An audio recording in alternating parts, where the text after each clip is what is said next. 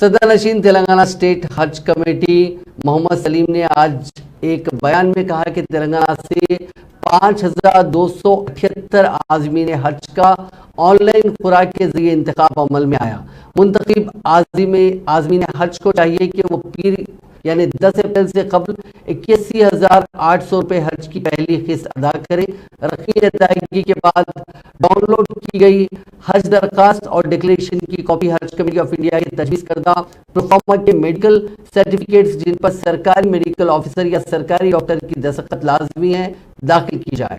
محمد سلیم نے کہا کہ منتخب عازمین حج کو چاہیے کہ وہ پہلی قسط کی ادائیگی کے بعد اصل انٹرنیشنل پاسپورٹ، حج درخواست فارم کی copy, medical certificate, payment slip, 2 عدد پاسپورٹ سائز فوٹوز جس کا پس منظر سفید ہو، کووڈ-19 سرٹیفکیٹ اور بینک کی تفصیلات تلنگانہ اسٹیٹ حج کمیٹی میں 7 اپریل تک داخل کریں۔